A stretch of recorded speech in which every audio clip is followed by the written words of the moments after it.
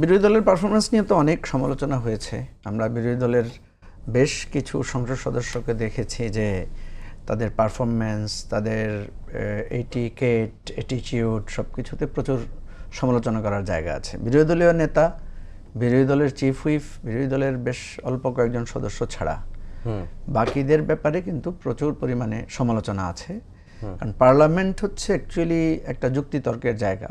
পার্লামেন্টের কাজ কি? যেমন আমাদের বাজেট অধিবেশন আমি যেটা দেখলাম, বাজেট অধিবেশনে কিন্তু যেমন আমি নাহিদ ইসলামের বক্তব্য চমৎকার হয়েছে পার্লামেন্ট বাজেট অধিবেশনে, বিরোধী দলের নেতার বক্তব্য খুবই টু দ্য পয়েন্ট হয়েছে, আরও এক দুইজনের কথা খুবই গুরুত্বপূর্ণ মনে হয়েছে আমার কাছে। কিন্তু অধিকাংশ পার্লামেন্ট মেম্বারের আমরা দেখেছি বাজেটের উপরে যে গঠনমূলক আলোচনা হওয়া দরকার সেটা নাই। এটা সরকারি দলে তো আছেই, সরকারি দলের সমালোচনা তো আলাদা করে আমরা করছি।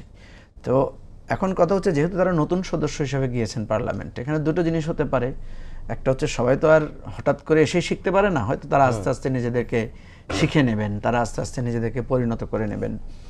এবং এক্ষেত্রে সরকারি দলকে আমরা সহযোগী মনোভাবে দেখেছি, বিশেষ করে স্পিকার, ডেপুটি স্পিকারকে দেখেছি যে তারা নতুন সদস্যদেরকে নানাভাবে উৎসাহ দিচ্ছেন।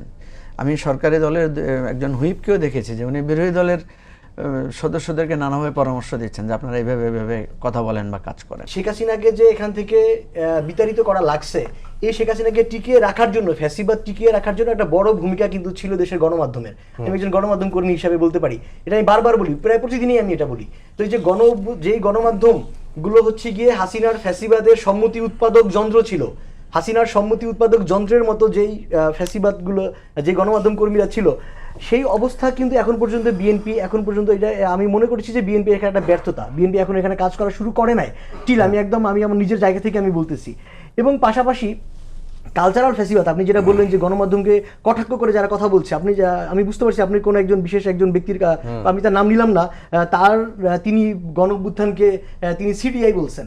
সো এই যে তিনি বলতেছেন গণঅভ্যুত্থানকে তিনি কটাক্ষ করতেছেন, তো এই জায়গায় কালচারাল ফ্যাসিবাদ মোকাবেলায় এবং হচ্ছে গিয়ে যে গণমাধ্যম নিয়ন্ত্রণে, মানে গণমাধ্যম নিয়ন্ত্রণ না ঠিক, গণমাধ্যমের যেই ফ্যাসিবাদী ব্যবস্থার যেই প্রতিনিধিরা রয়ে গিয়েছিল, মানে আয়ামির যেই রুহুগুলো এখনো আছে বাংলাদেশের গণমাধ্যমে এখনো স্টিল, এই গণমাধ্যমগুলোকে এখন পর্যন্ত বিএনপি ঠিক করতে পারে নাই। এবং ইন্টারিম আমলও না পারছে, এবং ইন্টারিম সরকার যাদেরকে যেই জায়গায় রেখেছিল, বিএনপি এইটা কেন করে না, এটা আমি নিজের মতো একটা সান্ত্বনার জন্য একটা ব্যাখ্যা আমি তৈরি করেছি নিজেকে সান্ত্বনা দেওয়ার জন্য। সেটা হলো যে বিএনপির কাছে প্রথম প্রায়োরিটি ছিল হচ্ছে দেশের ভঙ্গুর অর্থনৈতিক অবস্থা মোকাবেলা করা, পররাষ্ট্র মন্ত্রণালয়কে ঠিক করা, আর স্বরাষ্ট্র মন্ত্রণালয় আইন শৃঙ্খলা অবস্থা ঠিক করা।